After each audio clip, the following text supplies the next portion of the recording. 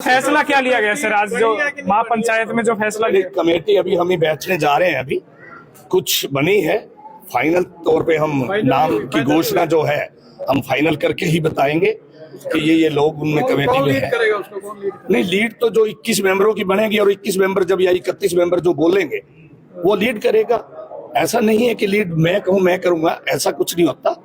Lead तो वही करेगा जो लीड करके कुछ उसका वो कहते हैं समस्या का हल करवाने की दहलीज तक पहुंचे, उसमें पावर हो और सामने वालों को ये लगे कि ये वहां तक पहुंच सकते हैं, उसी से लीड करवाएंगे। सर आज महापंचायत हुई, महापंचायत में काफी भारी संख्या में लोग आए भी।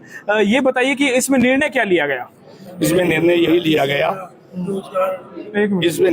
लिया गया कि जो गरीब परिवार है, देखो मैं आज आपके माध्यम से, क्योंकि मैं सरकार में हूं और हमने आज सरकार का विरोध नहीं किया, हमने सरकार को ये बताया है कि ऐसे ऐसे हुआ है और ये अन्याय है, गलत हुआ है। मैं हिसार पुलिस प्रशासन का भी धन्यवाद करता हूं जिन्होंने तत्परता के साथ उन अपराधियों को अरेस्ट किया। ऐसी किसी बात को हमें भुलाना नहीं चाहिए। प्रशासन ने उनको अरेस्ट किया है और उनसे पूछताछ कुछ हुई है, कुछ पूछताछ चल भी रही है। बैनर में आप लोगों ने मांग लिखा है कि एक तो निवास उनको चाहिए माता पिता के लिए, एक रोजगार की बात करें। हालांकि समाज की तरफ से आर्थिक सहयोग जितना भी कर सकते हैं वो आप लोग कर रहे हैं, लेकिन सरकार से मुख्य तौर पे किस तरह की मांग होंगे इस परिवार को? आगे की लड़ाई हमारी यही रहेगी कि हम सरकार के पास जाएं, सरकार के पास पहुंचे और उनको ये पूरी तरह से समझाएं कि जो लोग अगर तो धरना देने से ही सरकार सहयोग करती है तो वो गलत है। इस टाइप का उदाहरण जब हम देंगे कि समाज ने, हिसार ने अपना एक, मैं कहता हूं जिस बच्चे ने अभी अपनी जिंदगी की शुरुआत ही की थी उसको अपराधियों ने इस तरह उसका कत्ल कर दिया, तो हम सरकार को ये समझाने की कोशिश करेंगे और सरकार समझेगी। मैं आपको विश्वास दिलाता हूं और मैं पहले भी कह चुका हूं कि ये एक उदाहरण बनेगा, सरकार समझेगी।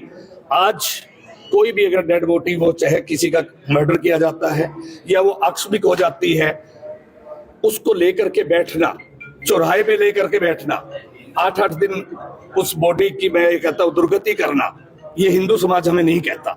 हिंदू समाज हमें ये कहता है कि उसको विधिवत रूप से, विधिवत तरीके से पहले उसका सभी आप जितने भी होते हैं हमारे हिंदू धर्म के हिसाब से क्रियाक्रम करो।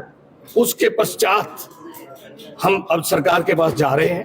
जैसी कमेटी बनती है हम समय लेंगे, समय लेकर के उनको समझाएंगे।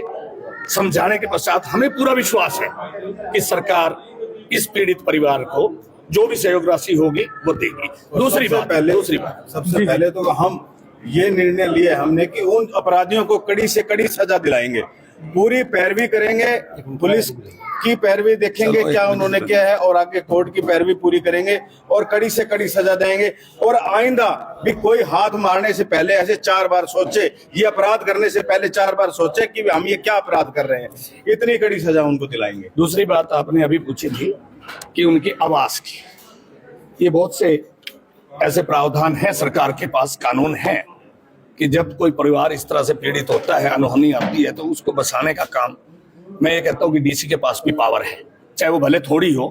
तो हम शायद कल डीसी के पास भी जाएंगे, उनसे भी मिलेंगे और उसके बाद मैंने आज आप सबके सामने कहा कि जब तक उनका आवास नहीं बन जाता हम चैन से नहीं बैठेंगे। और सरकार देती है, सरकार से बड़ी सरकार दिल्ली भी है, जहां वो भी बात आई तो मैंने ये भी कहा कि ले जाने के लिए रिंकू भाई खड़े हैं, हो सकता है ये निगम में अकेले लेकर के चले जाए, अकेले करवा दे, परंतु जो ये आज इतना समाज आया है, उनके समाज के आंखों में उनके प्रति जो मैं ये कहता हूँ पीड़ा थी, उनके प्रति जो संवेदना थी, उस संवेदना को देखते हुए जाने वाला तो चला गया, हम वापस नहीं ला सकते, पर मैं इतना जरूर कह सकता हूं कि आज से ये नए युग की शुरुआत हुई है और हम आने वाले किसी परिवार को इस तरह से पीड़ित नहीं देखेंगे। धन्यवाद।